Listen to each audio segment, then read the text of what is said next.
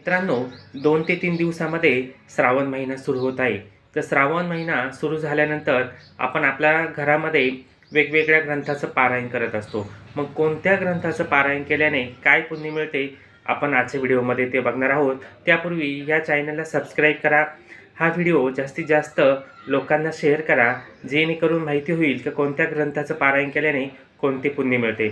मित्रांनो, श्रावण महिन्यामध्ये शिवलीलामृत या ग्रंथाचं जर पारायण केलं तर आपल्या घरामध्ये शिवकृपा प्राप्त होते.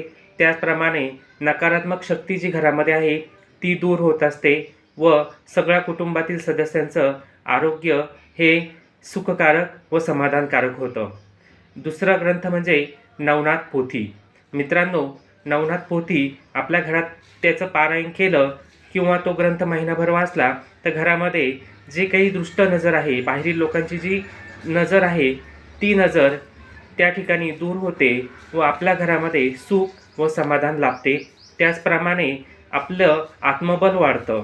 मित्रांनो, नवनाथ पोथी हा नुसता ग्रंथ नव्हे तर हा एक भक्तिसार आहे. आणि तिसरा ग्रंथ म्हणजे गुरुचरित्र. गुरुचरित्र जरी तुम्ही नवनाथ पोथीप्रमाणे जर वाचलं तर गुरुचरित्राचे अनेक फायदे आहेत. घरामध्ये सगळं सुख समाधानकारक गोष्टी घडतात. त्याचप्रमाणे आपलं आत्मबल वाढतं.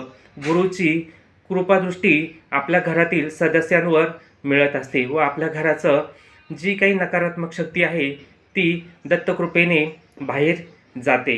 त्याचप्रमाणे भगवद्गीता जरी वाचली तर मित्रांनो, भगवद्गीता हा ग्रंथ म्हणजे श्रीकृष्णाच्या मुखातून मिळालेला एक ग्रंथ आहे. त्या ग्रंथामुळे, भगवद्गीतेमुळे या ग्रंथाचं पारायण जर केलं तर आपल्यावर श्रीकृष्णाची कृपादृष्टी प्राप्त होते. आपल्या घरामध्ये नकारात्मक शक्ती दूर होते